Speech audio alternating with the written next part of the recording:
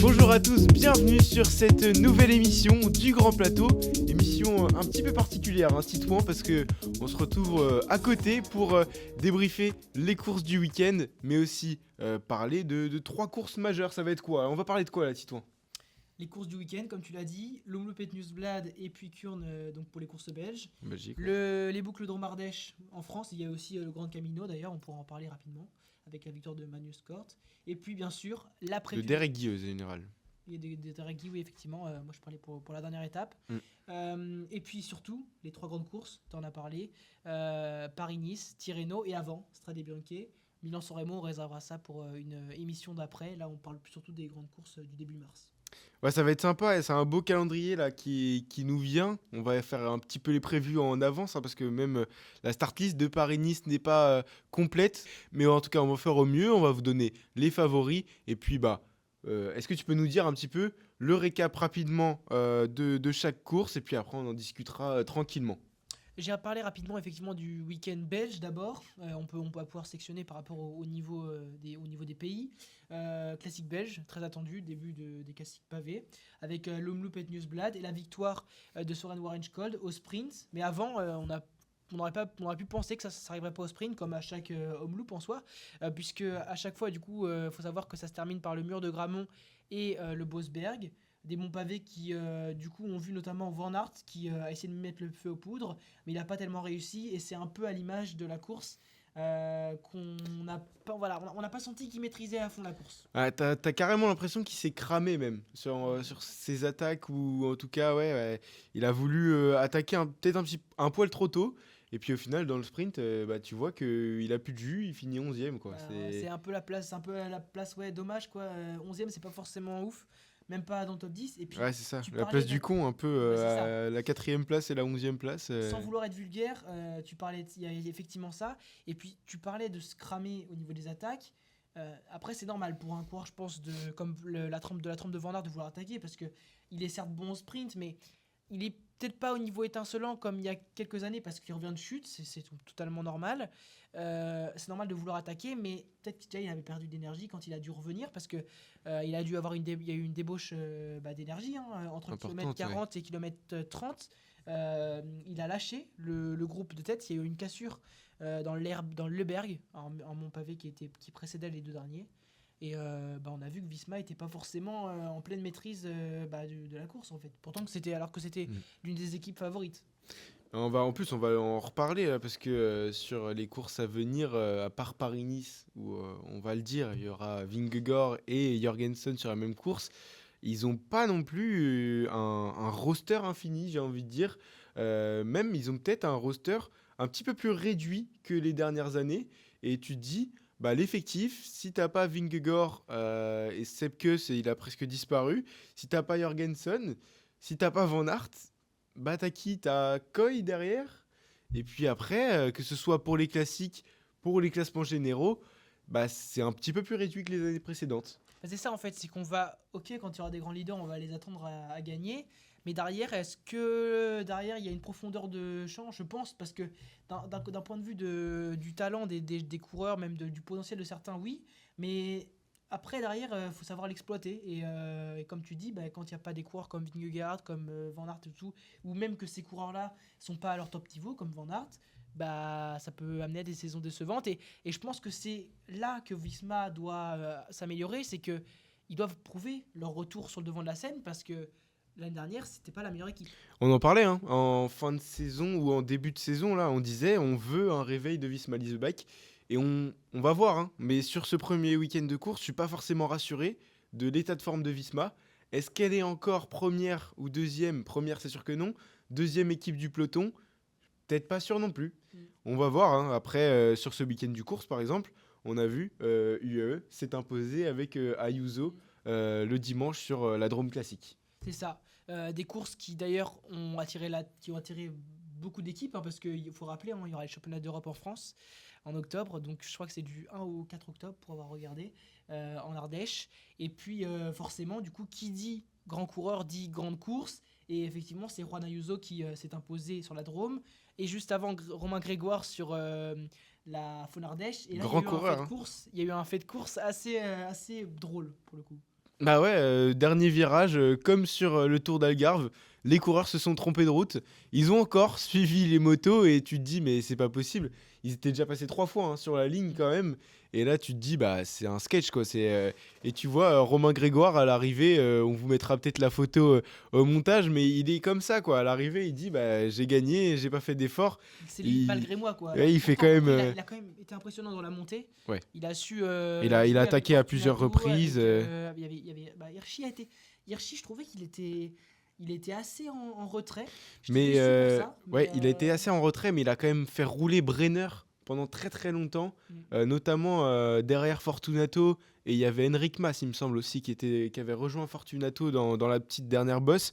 Et donc Brenner a beaucoup beaucoup roulé pour Hirschi, pour qu'au final il arrive à 1 minute 30. Parce qu'il s'est trompé dans le virage et il a même pas fait le sprint, il a même pas essayé de rattraper son retard alors que c'était à 500-600 mètres de l'arrivée.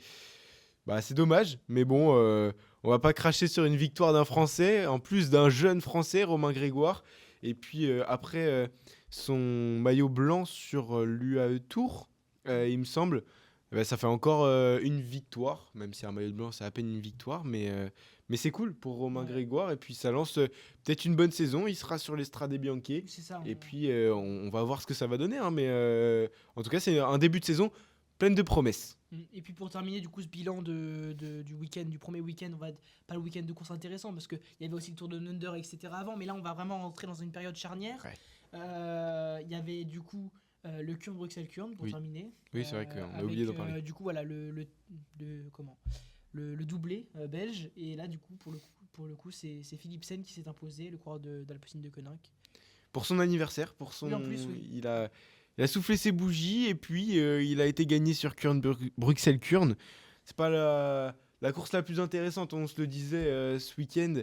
Bon, les monts, ils sont placés assez loin et puis c'est vrai que c'est assez promis à un sprint quand même. Et à ce jeu-là, bah, Philipsen, on voit que c'est quand même le top niveau des Devant la sprinters. Visma du coup avec portrait par Olaf Koy. Ouais, et à noter la belle place de Hugo Hofstetter quand même, hein. Hugo Hofstetter fait 3ème et sur le podium.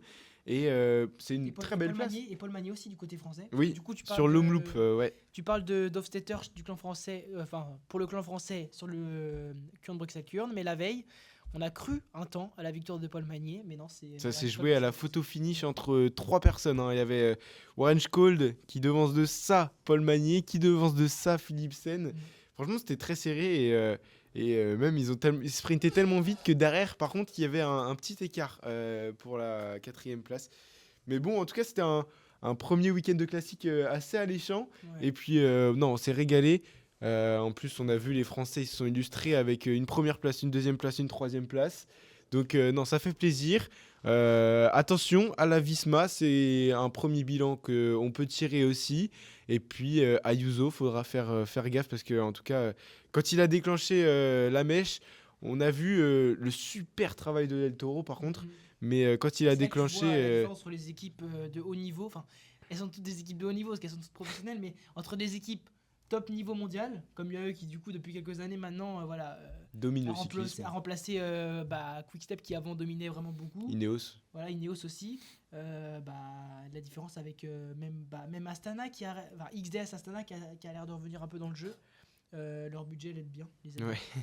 Donc, mais ils ont quand même réussi à faire 3-4-5. On a cru à une tactique Movistar Ouais, sur l'Ardèche. Donc, voilà. Non, mais un week-end de course c'est intéressant. Et puis après, je pense qu'il faut qu'on passe au reste aussi parce qu'il y a beaucoup de choses à dire sur les 3 grandes previews du mois de mars. Bah, la première preview, ce sera l'Estrade Bianche, une autre classique. Et puis là, la start list est assez intéressante. Bon, on a, comme toujours, hein, quand l'ogre slovène est présent, on a un grand favori, Tadej Pogacar, bien sûr. Mais après, derrière, il y a des places d'honneur qui vont être disputées avec les Français qui pourraient, pourquoi pas, surtout les Français de la Groupama FDJ, qui pourraient, pourquoi pas, jouer les places d'honneur. Bah, c'est vrai que ça fait un peu une start-list à 3 leaders là, pour le coup. On avait l'habitude de voir ça chez des équipes comme Visma où on savait pas trop qui allait pouvoir aller chercher le lead sur une course comme ça. Bon, après, ce ne sont pas des coureurs qui sont ultimes favoris, mais ils font figure de bons outsiders. Valentin Madouas pour commencer, qui a quand même fait deuxième, non pas l'année dernière, mais il y a 2 ans, sur l'Estradé. Très bien entouré, Madouas. Madouas très bien entouré parce qu'on peut faire la startlist complète de Groupama FDJ, mais il n'y a pas que les leaders qui sont bons. Lewis Aski, qu'on avait notamment, qui est souvent en tant qu'équipier, même sur des courses plutôt françaises, sur les courses de Coupe de France, il arrive à tirer son épingle du jeu, donc c'est quand même un gars qui a du niveau. Après, on a David Gaudu, en deuxième leader. On a Lorenzo Germani, qui lui, du coup, sera dans son pays natal, qui du coup entame sa deuxième saison. Tu vas saison peut-être montrer le maillot, on ne sait jamais. Romain Grégoire, on en a parlé. Ouais. Et puis Quentin Paché et Rémi Rochas, qui eux font figure d'équipier, je pense. Non, mais une belle startlist du côté de la Groupama FDJ. Ça va être intéressant de voir la tactique qui va être abordée par les DS, Thierry Bricot et Jussi Veikkanen. On va voir ce qu'ils vont mettre en place. Peut-être qu'ils vont faire attaquer Grégoire très tôt. Peut-être Madouas plutôt très tôt. Sainte-Marie, très tôt Madouas parce qu'il a un coffre impressionnant. Après, en deuxième mèche, on pourrait voir un Gaudu. Et puis, pour finir, un Grégoire qui sprinte bien et qui est très en forme en ce début de saison. Pourquoi pas faire aussi rouler assez tôt avec des Aski Germani en première lame et puis Rocha et Quentin Paché quand la route s'élève. Non, ça va être super intéressant. Cette équipe Groupama est vraiment très intéressante. J'ai l'impression que j'ai jamais vu une super belle startlist comme ça. Ouais, non, franchement, c'est pas mal. Sur une course comme ça, une classique. Alors, il y a beaucoup de coureurs qui sont arrivés suite à des transferts. Donc il y a même pas en fait. Non, pas même pas en fait. Il y a Rémi Rocha qui viennent aussi de la Conti, parce que tu regardes, t'as Lewis Aski qui vient de la Conti, t'as Lorenzo Germani, Romain Grégoire, Quentin Paché qui lui du coup est également. En fait, on a l'impression que ils sont pas forcément tous du cru Groupama FDJ, mais en tout cas ils sont tous avec une histoire derrière qui peut être assez intéressante. Et c'est vrai que voir gagner l'un d'entre eux, mais il n'y a pas que après, il n'y a pas que la Groupama FDJ, on va pouvoir... Non, puis il y a, comme on l'a dit, l'ultime favori Tadej Pogacar, et puis après il y a des hommes en forme, tu auras Marc Hirschi qui s'est trompé du coup, lui, sur la faune classique, c'était en faune, la faune Ardèche classique, mais qui, oui c'est ça, il avait remporté sa première course sous le maillot Tudor, Pidcock aussi qui a été très très en forme sur le Tour d'Oman qui pourra tirer son épingle du jeu. Et là en plus c'est Q36.5 versus Tudor. Ça joue déjà un petit peu les qualifications pour Tour de France et Giro. Q36.5 on en parlait moins pour le Tour de France, mais effectivement comme tu disais pour le Giro, en fait c'est même, j'ai l'impression que on n'a jamais eu des équipes, des wildcards annoncées aussi tard. Là, on est début mars et les wildcards du Tour de France n'ont pas encore été annoncés. C'est-à-dire que la guerre est rude. On en pourra en reparler dans une autre vidéo. Vous nous dites d'ailleurs si ça pourrait vous intéresser, un sujet comme ça. On verra si ça se fera après l'annonce des wildcards ou avant, pour voir si, même à l'avenir, des équipes comme Tudor pourraient remplacer des équipes comme Total Energy. On le voit, l'équipe de Jean-René Bernaudot a un peu plus de mal en ce moment. On a eu quelques échos. Je me permets de te couper. On avait eu quelques échos quand même. Je dirais pas de où et de quand, mais comme quoi la wildcard du Tour de France se jouait entre Total et Uno X. C'est même pas Tudor, de ce qu'on avait entendu. Tudor, c'était presque du certain, parce que tu avais Alaphilippe, Hirschi, et donc c'était presque du certain. Voilà, on va voir. Ça va être intéressant à suivre. Ça peut se démarquer, ouais. C'est ça. Après, Total Energy n'est pas présent sur les Stradés. Mais bon, ils sont sur Paris-Nice, je crois. Total Energy, est-ce qu'ils sont sur... Oui, ils sont sur Paris-Nice. Avec Steph Kras, Anthony Turgis et Burgodo. Un dernier mot sur les Stradés avec Kwiatkowski, pourquoi pas, qui pourrait s'immiscer là-dedans. On sait toujours qu'il faut faut avoir de l'expérience, en tout cas pour courir les Stradés. 213 km encore une fois au programme, et donc ça va être intéressant. Il vient de gagner en plus, il y aura le Trofeo Languilla en début de semaine où on va voir ce qu'il va faire. Mais Kwiatkowski est en forme, et pourquoi pas le voir s'immiscer dans les attaques. C'est ça. On va pouvoir partir sur Paris-Nice. Est-ce que tu veux qu'on commence par là? Moi, j'aurais bien commencé par le parcours d'abord. On va sortir ça, mais voilà. Tu vas pouvoir faire un focus sur les dernières étapes si tu veux. Ouais. Pour commencer, l'étape 1 qui va partir des Yvelines, comme d'habitude, hein, un petit partenariat, je crois, qui a été créé entre ASO et puis département des Yvelines, mais sans blaguer, parce que voilà, généralement on retrouve en fait une course en circuit limite du côté des Yvelines, parce que du coup il y aura une première partie en ligne et ensuite ils tourneront pour arriver au final opérer en Yvelines avec une côte, même plusieurs côtes dans le final.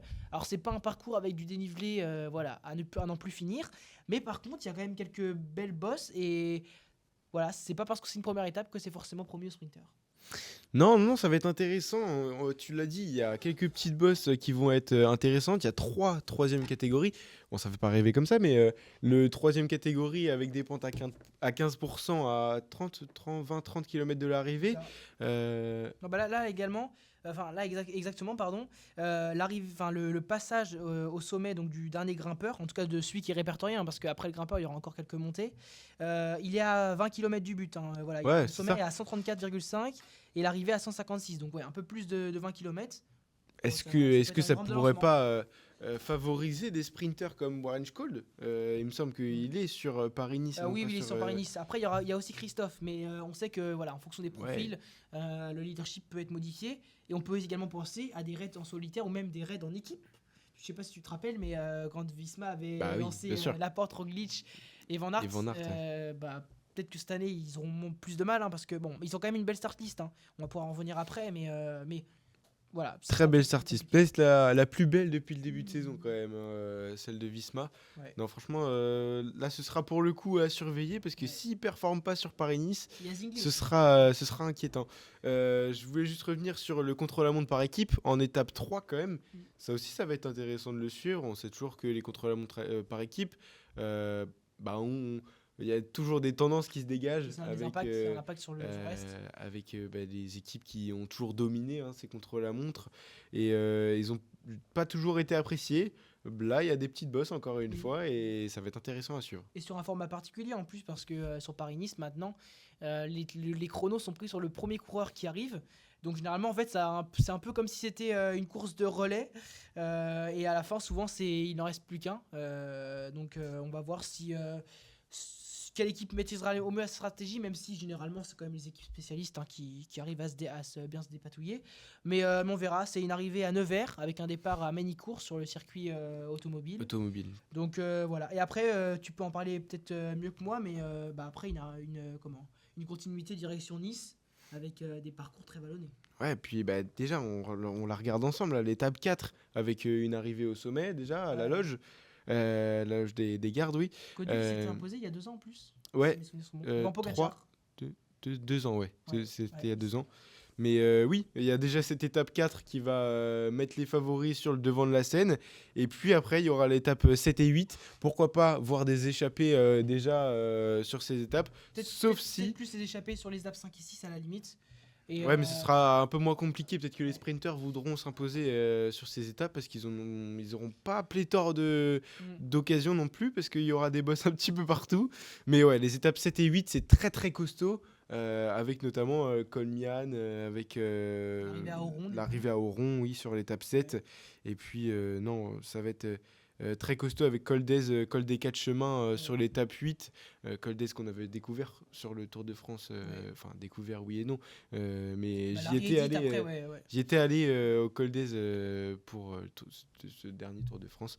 Et c'était vraiment intéressant avec une super ambiance pour ce dernier jour de course. Et c'est très dur, hein, parce que pour l'avoir monté le col des 4 chemins après, en plus, souvent c'est très malin. Alors je sais pas si sur le col des 4 chemins, il passe au vinaigrier, mais il faut savoir que du coup, il y a le col d'Ez, monté première fois, et après le col de 4 chemins, c'est une partie du col d'Ez qui vont remonter en fait ensuite. Et je sais que l'année dernière, ils avaient monté le col du vinaigrier. Une partie des 4 chemins, il y a tellement de cols par là. Et c'était encore plus dur. Alors je sais pas si ces pourcentages vont être réservés. Il y a des pourcentages à 16% Ouais, quand même. donc c'est Donc, possible que ça passe au vinaigrier, on verra. Mais non, forcément. ça va être costaud, ça va être costaud, L'étape très finale, costaud. elle promet souvent de belles surprises. À voir si ce sera au soleil, comme l'indique le nom de la course au soleil. Ou si Course il y au aura de la soleil pluie, l'année dernière. L'année dernière, ça avait fini Ah non, c'était il y a 2 ans. La victoire de Pogacar, quand Gaudu Deuxième. avait fait deuxième, c'était au soleil. L'année d'avant, c'était sous la pluie. On verra quelle météo est réservée aux coureurs pour cette année. Parlons vite fait de la Ouais. team Visma Lease the Bike et après on ira vers Tirreno. Mais oui, la team Visma, comme je viens de vous le dire, c'est une start list très très relevée. Bon, on n'a pas exactement, comme l'a dit Hugo tout à l'heure, la start list complète, mais donc on a déjà 5 noms qui s'affichent sur notre liste avec 5 coureurs de grande classe. Hein. Surtout 2 coureurs qui vont être dans le lead avec Jonas Vingegaard et Jorgensen qui du coup est le vainqueur Le sortant. vainqueur sortant. Et tu peux peut-être pouvoir faire un petit mot sur Axel Dingley quand même qui du coup va porter pour la première fois C'est ça. en France les C'est la question que j'allais te poser. Il me semble pas qu'il ait porté déjà les coureurs de. Ou alors si c'était sur Boucle d'Ombardèche parce que j'avais vu une story de Thomas Champion qui avait dit qu'il était content de revoir Axel Dingley mais voilà il va pouvoir traîner ses couleurs du coup de l'équipe néerlandaise en France une nouvelle fois et peut-être qu'il va pouvoir tirer son épingle. Ça va être intéressant, il aura des leaders à côté de lui, donc on suppose qu'il va falloir faire le job pour les leaders et puis aller emmener Jonas Vingegaard vers la victoire sur Paris-Nice. Mais justement aussi des fois on voit que les leaders, ça permet d'avoir des ouvertures. Et comme on a vu l'an passé notamment et il y a 2 ans, Axel Dingley est très très fort quand on lui laisse des opportunités. Il sait sprinter, il sait un peu tout faire. Et donc ça va être intéressant de le voir sur les routes de Et Paris-Nice surtout avec, Visma, quoi. avec des profils qui peuvent lui correspondre, notamment là, l'étape 5 avec troisième catégorie dans les 40 derniers kilomètres. Pourquoi pas voir Axel Dingley tirer son épingle du jeu. Et surtout qu'en plus il arrive à Visma, une équipe où quand Christophe Laporte était arrivé, il avait décollé, simplement parce que déjà à la Visma, au niveau de la recherche, c'est beaucoup plus poussé et ça peut lui convenir à Axel Dingley. J'avais notamment lu qu'ils allaient essayer de favoriser également sa montée des cols, etc. Assis, donc peut-être qu'il va pouvoir aussi développer des qualités qu'il avait pu développer lorsqu'il était sur le VTT. En tout cas, voilà, on va voir si Axel Dingley va changer au niveau de son optique de la course, même si on sait que déjà il avait un très bon niveau et c'est pour ça qu'il a été recruté par l'équipe néerlandaise. Pour faire un dernier point, côté français, on aura Pavel Sivakov ou trio leader avec Almeida et McNulty qui avait fini 3e l'an passé. Et puis côté décathlon AG2R, on aura Félix Gall qui n'est pas un Français, bien sûr, qui est autrichien. Mais voilà, et puis Alaphilippe et Guillaume Martin avec FDJ. Guillaume Ça Martin va être, Guyonnet. On n'a plus le droit de l'appeler Guillaume Martin maintenant. Apparemment, il faut l'appeler Guillaume Martin Guyonnet. Merci pour l'information. Il va falloir bien retenir ça. Mais surtout, Alaphilippe, moi j'ai hâte de voir Alaphilippe. On va voir ce que ça a donné. On va voir. Il a fait quelques courses déjà, mais on l'a pas vu vainqueur. Bon, après, c'est pas toujours facile de remporter. Surtout qu'il a des choses à revoir dans le sens où ces dernières années c'était plus compliqué. On l'a quand même vu vainqueur sur le Giro l'année dernière. On va voir s'il arrive à remonter la pente avec Tudor. Et voilà, une belle start list. Et puis de toute façon, ces courses elles promettent toujours parce que c'est le début du mois de mars et on est très content en tout cas de pouvoir se remettre devant la télé pour regarder ces courses là.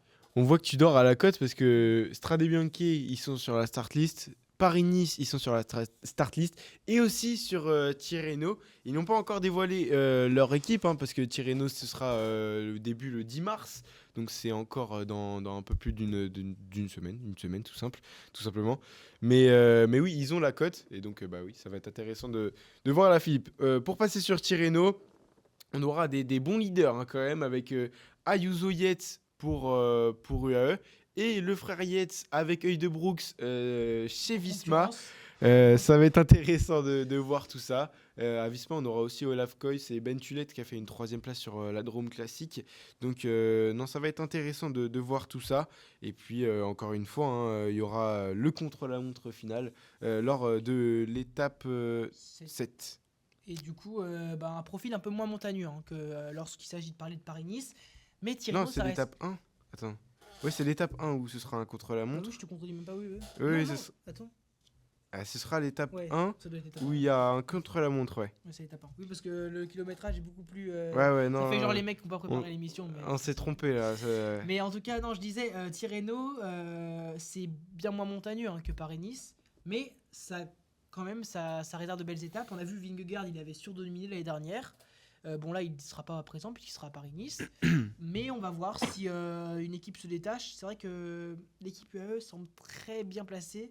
Avec quand même Juan Ayuso qui revient en force des boucles de Romardèche.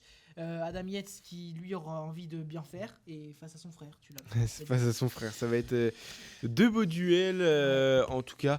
Ouais, Tirreno, comme tu l'as dit, c'est un peu moins montagneux. On avait vu des Alaphilippe, des Van Aert, même des Van Der Poel qui ont performé tout du long de la semaine. Donc ce sont des très bons montagnards, hein, bien sûr. J'ai rien à tout à leur envier plutôt. Mais oui, c'est un peu moins montagneux et donc peut-être que ça pourrait se jouer, hein, sur ce contre-la-montre initial du coup et non pas final. Et ce sera intéressant de le suivre parce que peut-être qu'il créera déjà des écarts entre tout le monde. Et à ce jeu-là, Juan Ayuso semble quand même bien placé. C'est vrai qu'il avait remporté le chrono du Tour de Suisse l'année dernière. Et par la même occasion, le général. Non, ou c'était Yates qui avait gagné. Bref, en tout cas, il avait surdominé. Mais là, c'est pareil. Hein, effectivement, comme tu le dis, il y a le contre-la-montre. Et il y a aussi des étapes de sprint, hein, pour du coup tout type de coureur. Parce que voilà, le but sur ces courses par étapes, c'est de pouvoir permettre à certains coureurs également de s'exprimer. Et on peut faire un peu le zoom sur les sprinteurs. C'est vrai que ça va être très intéressant. Et en plus, on va pouvoir observer peut-être l'ascension de Paul Magny. Ouais, et puis un autre pôle aussi où il faudra surveiller, c'est Paul Pénoët chez Groupama, avec Groupama qui aura encore son trio Godu, Madouas et Grégoire. Mais oui, Paul Magnier, deuxième, hein, sur l'Omloop, on ne l'a pas loupé. À ça de la victoire, hein, encore une fois. Et oui, c'est vrai que ça va être intéressant de le suivre, à voir quel train il aura vraiment, parce que là, c'est plutôt de la montagne, hein, Incorn, Landa, Paris-Peintre, Valentin, qui ont été dévoilés pour l'instant chez Quickstep plus Magnier. Deux Français déjà sur une course qui se déroule en Italie. Mais non, Paul Magnier, Paul Pénoët, à voir, hein, parce que les sprinters ne sont pas non plus en nombre. Il y a quand même Jonathan Milan. Hein, Il y a Olaf Koy aussi, ouais. et Mathieu Van Der Poel. Bon, c'est à peine un sprinter. Ouais. Après, on voit, hein, sur les profils, même quand c'est réservé aux sprinters, généralement avant il y a quand même quelques montées, ou du moins c'est un peu les montagnes russes. Bon, c'est pas en Russie, heureusement, mais en tout cas, voilà, du côté de Tirreno, des profils qui vont être très intéressants. Donc, on a dit, on résume pour les sprinters, donc Paul Pénoët et Paul Magnier pour les Français. On a du coup Jonathan Milan. On retrouve, tu l'as dit, j'en ai perdu mes mots, la présence de Olaf Koy. Donc, non, ça va être très intéressant à suivre. Et puis aussi, on a oublié un troisième Paul, Paul Lapera. Et oui, et Paul Ourselin aussi. Hein. Bon, après, je sais pas si Paul Ourselin aura le même poids que Paul Lapera, mais Paul Lapera, on va voir si. Il faudra surtout voir sur l'estradé, hein, Paul Lapera, qui sera présent. Je sais plus si on l'a mentionné ou pas, mais oui, ça va être intéressant de le voir sur ces deux courses italiennes. En tout cas, il y aura du beau monde, hein. Il y aura Ghana aussi pour le contre-la-montre. Je voyais, on l'avait surligné. Et puis un Red Bull avec peut-être Lipovic. Je voulais juste revenir, là je vois Javier Romo sur Movistar, et j'ai oublié de parler sur Paris-Nice de Roméo de Movistar qui fait un sacré début de saison, le jeune coureur de 21 ans, que je découvre clairement depuis ce début de saison, et qui me surprend. Il a fait 8e de l'UAE Tour si je ne me trompe pas, il fait 4e du Tour de Valence ou d'Andalousie. Donc à voir, 8e, 4e, la suite c'est le premier, hein, donc si on va dans cette logique. Mais non, en vrai ça va être un petit peu compliqué, mais à suivre, Roméo de Movistar, parce que ça pourrait, pourquoi pas, être la surprise de l'année. C'est une early take, hein, comme on dit, mais voilà, suivez-le en tout cas, il sera sur Paris-Nice et ça va être très intéressant. C'est ça. Et on peut parler maintenant du coup du dernier point de l'émission. Je pense qu'on a fait le tour. Tadej Pogacar qui du coup a dit qu'il irait peut-être.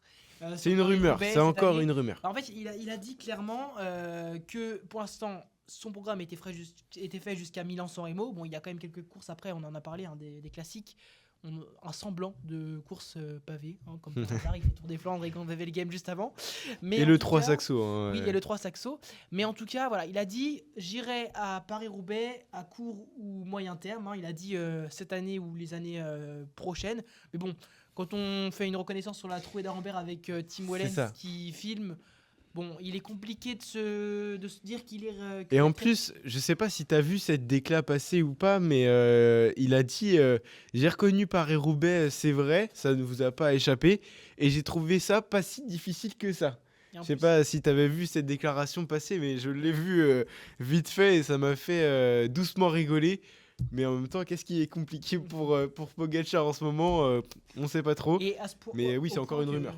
Au point que quand même dans les commentaires des vidéos quand on voyait Pogacar, il y a des coureurs comme Jasper Philipsen qui du coup a fait deuxième l'année passée ou l'année d'avant de Paris-Roubaix disent mon Dieu quoi. Donc en fait, comme on voit clairement que tout le monde a des frayeurs quand même on Van voit Der passer. Poel, il me semble, a fait un tweet Oui. sur la possible présence de Pogacar sur Ça pourrait rebattre sur les cartes. Paris-Roubaix. Donc c'est à montrer à tel point il est craint dans le peloton quand même. Hein. Et puis du coup après à ça on peut essayer de se demander si ça pourrait être une réussite sur Paris-Roubaix, même si on n'est pas encore sûr de son alignement sur l'Enfer du Nord. On a quand même vu qu'il avait remporté le Tour des Flandres en 2023, que sur le passage sur les pavés de Roubaix en 2022 sur le Tour de France, il avait quand même réussi à mettre des secondes d'avance. Il avait carrément attaqué, ouais. Donc bon, même si sur ces étapes-là, il n'y avait pas forcément tous les pavés, c'est pas exactement le même profil. Le Tour des Flandres, c'est un peu plus un peu plus vallonné. Je sais pas ce que t'en penses, Hugo, toi. Ouais, en fait, j'ai envie de le voir parce que je suis curieux et j'aime bien ce coureur qui a du panache et j'ai envie de le voir ce que ça peut donner. Mais j'ai pas vraiment envie de le voir réussir parce que imagine les pauvres Stefan Kung qui s'entraînent depuis toute leur vie pour gagner un Paris-Roubaix. Ils voient un Pogacar arriver pour la première fois et ils gagnent sous leurs yeux. Ça tuerait un peu tout, mais pour pas la beauté du cyclisme du coup, parce que c'est un petit peu dommageable des fois de le voir gagner si facilement, mais pour la beauté de la course, on va dire ça comme ça, ce serait beau de le voir aligné, parce qu'on sait que s'il est aligné sur une course, c'est pas pour faire de la figuration en tout cas. C'est ça, clairement. Et puis en plus, d'un point de vue monument, du coup ça veut dire qu'il se rapprocherait effectivement du record d'avoir gagné 5 monuments, parce que on le sait, hein, ils sont peu à avoir gagné 5 monuments, Rick Van Looy, Eddy Merckx, etc. De Vlaminck. Mais surtout au nombre de victoires, parce que là en fait les coureurs les plus victorieux c'est Arnaud Démare, c'est Alexander Kristoff, mais Pogacar il est pas loin. Alors j'ai pas le chiffre exact. Il me semble que Pogacar est à 89 victoires professionnelles ou 88 et Démare est à 97, suivi de près, talonné même de près par Alexander Kristoff à 96. Donc une saison c'est foutu quoi. Ouais, bah c'est ça. Et attends, Démare il sera où? Il sera sur Tirreno? Non, Démare il sera sur Paris-Nice. Sur Paris-Nice. Ouais. Voilà. Attention à ça, hein, pourquoi pas, hein, on sait jamais. La starting sprinter n'est pas non plus à son maximum.